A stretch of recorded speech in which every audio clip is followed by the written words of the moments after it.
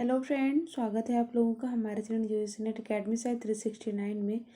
Friends, ये दृष्टि publication book की मैं बहुत पहले ही वीडियो बनाती थी, बट मैंने बीच में वीडियो बनाना थोड़ा बंद कर दिया था। लेकिन कुछ कमेंट आए हुए थे दो चार की दीदी दृष्टि पब्लिकेशन के बुक का वीडियो बना दीजिए, तो उसी के थ्रू मैं ये वीडियो बना रही हूँ। ये है आधुनिक काल से मैंने लिया है। तो देखते हैं यहाँ पे आधुनिक काल में पूर्व भारतेंदु पूर्व का काल, यानी कि भारतेंदु युग, द्विवेदी युग आते हैं, लेकिन ये भारतेंदु के पूर्व का है। उसके साथ हम यहाँ पे देख भी लेंगे भारतेंदु युग भी, ठीक है। तो देखते हैं फ्रेंड्स, यहाँ भारतेंदु युग के पूर्व का काल का समय क्या रहा, काव्य धारा जो रही है इनका 1843 से 1867 ईस्वी रहा है। इसमें कुछ पॉइंट दिए हुए हैं और बहुत इंपॉर्टेंट है।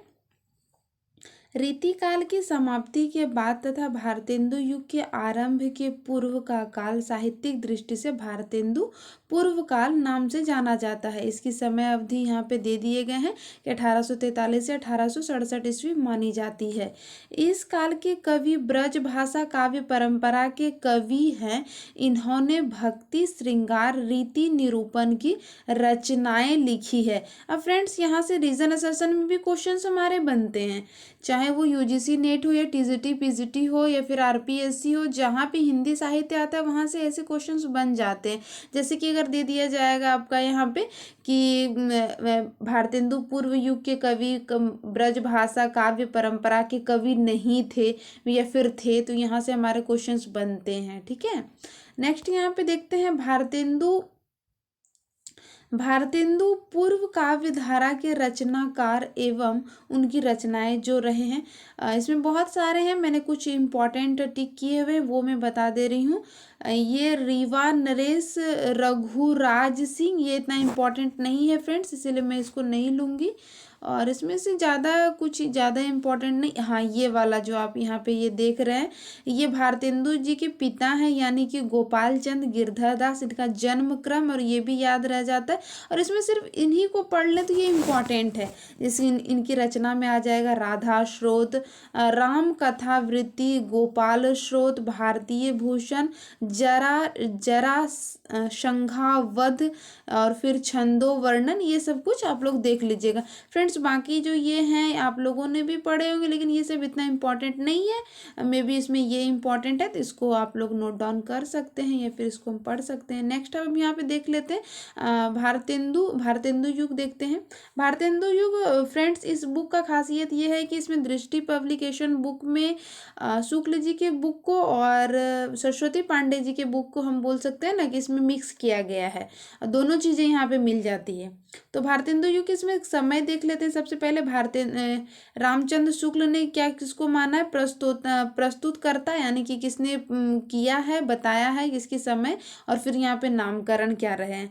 तो यहाँ पे देखते हैं फ्रेंड्स, आचार्य रामचंद्र शुक्ल जी जो है, इन्होंने 1868 ईस्वी से 1893 ईस्वी नई धारा के प्रथम उत्थान को माना।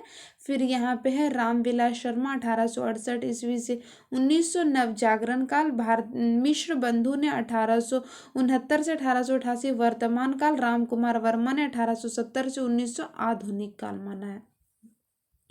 कुछ पॉइंट देख लेते हैं। आधुनिक काल हिंदी आधुनिक काल फ्रेंड्स, मैं टिक नहीं करूँगी क्योंकि टिक करने के बाद मैं ये बुक से खुद पीडीएफ बनाई हूँ, तो ये मतलब कि नीचे वाला लाइनिंग जो है वो ढक जा रहा है, तो मैं इसे रीड कर दे रही हूँ। आधुनिक हिंदी कविता के प्रथम चरण को भारतेंदु हरिश्चंद्र के नाम पर भारतेंदु युग नाम दिया गया है। फिर यहाँ पे दिया गया है कि नामकरण का आधार भारतेंदु हरिश्चंद्र का युग प्रवर्तक व्यक्तित्व रहा है। चूंकि भारतेंदु का जन्म 1850 में हुआ है, इसीलिए कई विद्वान आधुनिक काल का आरंभ जो है 1850 मानते हैं।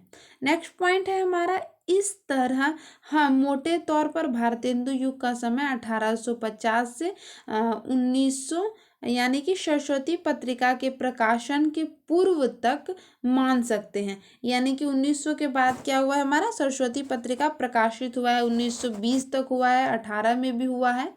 तो उनके आधार पर यहाँ पे इनकी कुछ प्रवृत्तियां, यहाँ से भी हमारे क्वेश्चंस बनते हैं, तो देखते हैं इनकी कुछ प्रवृत्तियां में है। अंत विरोधों का साहित्य, श्रृंगारिकता की चेतना और भक्ति भावना, समस्या पूर्ति, तो इसका मतलब मुख्य के रूप में आ जाता है। फिर यहाँ पे देखते हैं कि अंत विरोधों का साहित्य क्या है। यहाँ पे देखते हैं भारतेंदु युग में राष्ट्रीय भक्ति बनाम राज्य भक्ति, ब्रज भाषा बनाम खड़ी बोली, पारंपरिक संस्कार बनाम आधुनिक विचार के मध्य अंत विरोध पाए गए थे। यानी कि एक दूसरे के विरोध पाए गए थे, यानी कि इसमें राष्ट्र भक्ति भी चल रही थी, राज भक्ति भी चल रही थी, फिर ब्रज भाषा भी चल रहे थे, परंपरा की बात भी की जा रही थी। तो ये सब चीज क्या कर रहे थे, एक दूसरे को विरोध कर रहे थे। नेक्स्ट है यहाँ पे कि श्रृंगारिकता की चेतना के अंतर्गत आएगा। इस काल में आधुनिकता की चेतना के बावजूद रीतिकालीन प्रभाव पूरी तरह छोड़ा नहीं जा सका। यानी कि ज़्यादातर इसमें क्या पाए गए हैं, ज़्यादातर इसमें पाए गए हैं ब्रज भाषा, तो उन्हीं को यहाँ पे बोला गया है कि रीतिकालीन प्रभाव पूरी तरह से छोड़ा नहीं जा सकता। न्यूनाधिक इस युग के सभी कवि श्रृंगारिक कविताएं लिखी है, यानी कि थोड़ा ना थोड़ा। फिर यहाँ पे दिया है भक्ति भावना। यहाँ की भक्ति में निर्गुण और सगुण दोनों रूप उपलब्ध होते हैं। यहाँ भक्ति का एक और व्यापक रूप उपलब्ध होता है जिसे कि स्वदेशानुराग समन्वित भक्ति कहते हैं। तो अगर ऐसा क्वेश्चन आता है कि स्वदेशानुराग समन्वित भक्ति किस युग के अंतर्गत आता है, तो ये भारतेंदु युग के अंतर्गत, अर्थात इसका अर्थ क्या होता है, यहाँ इसका अर्थ होता है ईश्वर की भक्ति का उद्देश्य देश की समस्याओं को सुलझाना।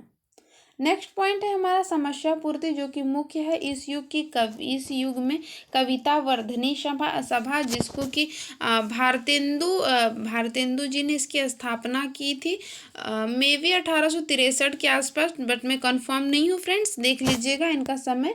और फिर इसके साथ साथ रसिक समाज जैसी संस्थाओं की स्थापना की गई जहाँ कवियों की गोष्ठियाँ होती थी तथा नए कवियों को प्रोत्साहित किया जाता था। इस परंपरा में एक विषय तय किया जाता था और उनकी अंतिम पंक्ति तय होती थी। कवि अपनी प्रतिभा से सबसे पहले की पंक्ति लिखते थे और आशु लेखन की इस पद्धति को भी समस्या पूर्ति कहा गया, जो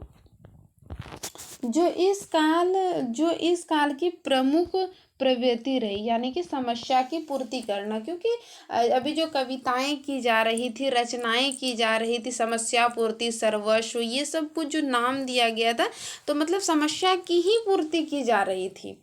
नेक्स्ट यहाँ पे एक आ जाता है इनकी प्रवृत्ति के अंतर्गत सामाजिक समस्याओं का चित्रण। इस युग की काव्य जन जीवन से जुड़ा है, अतः इसमें नारी शिक्षा, विधवा समस्या, बाल विवाह, धार्मिक संकीर्णता जैसे विषयों की ओर कवियों की दृष्टि गई। कवियों ने इस विकृतियों पर चोट करके समाज में नई चेतना पैदा की है। ठीक है, अब यहाँ पे फ्रेंड्स देख लेते हैं जो कुछ इम्पॉर्टेंट आते हैं कि भारतेंदु युग के प्रमुख रचना क्या है और रचनाकार क्या है। इसी के अंतर्गत हमारे आ जाते हैं, और यहाँ पे बालकृष्ण भट्ट जी जो आते हैं ये भी आ जाते हैं इसी में। इनका समय इनमें नहीं दिया गया, बट ये मैंने यहाँ पे जब मैं खुद पढ़ती थी तो इनको पेंसिल से मैंने यहाँ पे नोट किया था, तो आप लोग देख लीजिएगा। 1844 ईस्वी में इसका जन्म हुआ था। और इसी के साथ लाला श्रीनिवास दास 1885 आता है इनका समय, तो ये आ जाते हैं इसी के अंतर्गत। और इसके बाद यहाँ पे भारतेंदु दिए गए, यानी कि ये भारतेंदु से पहले इन लोगों का जन्म आता है, यानी कि क्रम से अगर आएंगे तो ये पहले आ जाएंगे। ठीक है, फिर यहाँ पे दिए गए हैं बद्री नारायण चौधरी प्रेमगन, प्रताप नारायण मिश्र, ठाकुर जगमोहन, अंबिका दत्त व्यास, राधा चरण गोस्वामी और राधा कृष्ण दास। इनका यहाँ पे जन्म भी दे दिया गया फ्रेंड्स। अब इसमें इनके रचना को देख लेते हैं। भारतेंदु युग की रचनाएं आगे दी हुई वो मैं अभी करवा दूंगी। और यहाँ पे देखते हैं प्रेमघन जी की रचना, जीर्ण जनपद, अलौकिक लीला, आनंद, अरुणोदय, वर्षा, वर्षा बिंदु, हार्दिक, हर्षदर्श, लालित्य लहरी, मयंक महिमा, वृज चंद पंचक। और इसके साथ साथ यहाँ पे प्रताप नारायण, प्रेम पुष्पांजलि, त्रिपन्य ताम, मन की लहर, श्री श्रृंगार विलास, लोकोक्ति शतक, हर गंगा। फिर इसके साथ साथ हम यहाँ पे देखेंगे ठाकुर जगमोहन सिंह का है प्रेम संपत्ति लता, इनका यहाँ पे समय भी दिया गया है फ्रेंड्स। श्यामा लता, श्यामा सरोजिनी, देवयानी, ऋतु संहार, जो इनका क्या है अनुदित रचना है, ये भी थोड़ा सा ध्यान दे लेना है। और यहाँ पे मेघदूत, ये भी इनकी क्या रचना आ जाती है, ये भी आ जाती है इनकी अनुदित रचना आ जाती है। अब इनको हम याद कैसे रखें वो भी मैं थोड़ा सा भी यहाँ पे बता दूंगी, इनको याद करने का ट्रिक। अंबिका दत्त व्यास की रचना, पावस पचासा, सुकवि सतसई, हो होरी, इनका भी याद रह जाएगा। राधा चरण दास का जो है नव नव भक्तमाल, याद रखना है फ्रेंड्स। यहाँ पे अगर भक्तमाल आएगा वहाँ पे नाभा दास आते हैं, लेकिन यहाँ पे नव भक्तमाल है तो ये राधाचरण गोस्वामी जी का है, ये भी याद रखना है कि गोस्वामी जी नव भक्तमाल, ना कि हम दास पे चले जाएं। गोस्वामी जी क्या करते थे, ऐसे थोड़ा सा इमेजिन कीजिए कि तुलसीदास जी क्या है, तुलसीदास गोस्वामी, तुलसीदास गोस्वामी लोग पंडित में आते हैं, तो पंडित लोग क्या करते हैं, माल मतलब माला, मैंने माला से यहाँ पे डिकोड किया है, वो लोग माला फेरते रहते हैं, तो यहाँ पे नव भक्त माला आ जाएगा। ठीक है, वैसे आपको जैसे ठीक लगे, जो बेस्ट लगे वैसे आप लोग याद कर सकते हैं, बट मेरा मानना है कि थोड़ा सा हम उसको डिकोड करके याद रखते हैं तो वो चीज़ें याद रहती है। तो यहाँ पे राधा कृष्ण दास का जो है भारत बारहमासा और देश दशा, हमारे भारत में क्या होती है, देश की दशा को सुधारने के लिए बारह मासा क्या किया जाता है, राधा कृष्ण की पूजा की जाती है। तो हम ऐसे भी इसको याद रख सकते हैं। अब हम यहाँ पे थोड़ा सा बात करेंगे इनकी इनकी रचनाओं को याद करने के बारे में। तो यहाँ पे प्रेम संपत्ति लता है, प्रेम हुआ श्यामा से, किसको, सरोजनी को, लेकिन उन्होंने क्या किया, प्रेम हुआ श्यामा को सरोजनी से, लेकिन देवयानी ने ऋतु के बदलते ही मेघदूत के पास चली गई। लेकिन देवयानी जो है, देखिए यहाँ पे क्या हुआ था, प्रेम हुआ था श्यामा से, किसको, सरोजनी को, लेकिन ये हुआ था लेकिन इन्होंने कुछ नहीं किया। लेकिन देवयानी नाम की कोई और उनकी फ्रेंड है, कुछ भी समझ लीजिए, मैंने ऐसे ही याद किया है, तो देवयानी ने ऋतु के बदलते ही, होता है ना कि थोड़े दिन चेंज होते होते, तो ऋतु के बदलते ही मेघदूत के साथ चली गई, यानी कि बादलों के साथ चली गई, फिर मेघदूत को ये उनके साथ चली गई। तो इस तरह ये चीज़ें भी याद रह जाती है। प्रेम पुष्पांजलि, त्रिपन्नतम, मन की लहर, मन में लहर आती है क्या चीज़ की, कोई चीज़ के प्रताप होता है ना, मेरे को अभी पढ़ना है, मेरे को अभी खेलना है, तो फिर ये चीज़ें जो आती है प्रताप मन में आती है। प्रेम पुष्पावली, पुष्पावली, प्रेम के इंसान के अंदर भी एक प्रताप आती है, पुष्पावली होता है ना कि बोलता है कि इससे प्रेम नहीं करना है बट इससे करते हैं, तो कुछ इस टाइप से। ठीक है, तो इस तरह जोड़ के भी आप लोग भी बहुत अच्छी तरह इनको याद रख सकते हैं। नेक्स्ट देखते हैं भारतेंदु जी के बारे में जो दिया गया, इनकी रचनाएं भी है फ्रेंड्स, वो मैं अभी आगे करवा दूंगी, इसी में लगे हुए हैं। भारतेंदु जी जो है वो भारतेंदु हरिश्चंद्र उर्दू में रसा उपनाम से शायरी लिखते थे। भारतेंदु ने लगभग 70 काव्य कृति की रचना की। सन 1880 ईस्वी में सार सुधा निधि नामक पत्रिका में हरिश्चंद्र को भारतेंदु नामक उपाधि प्रदान करने का प्रस्ताव किया गया था। फलस्वरूप आम जनमानस ने इन्हें भारतेंदु, यानी कि भारतेंदु का अर्थ होता है भारतीय चांद, की उपाधि से सम्मानित किया। कब किया गया था और किसमें किया गया था, यहाँ पे ये चीज़ें स्पष्ट की गई है। नेक्स्ट पॉइंट है हमारा कि भारतेंदु द्वारा स्थापित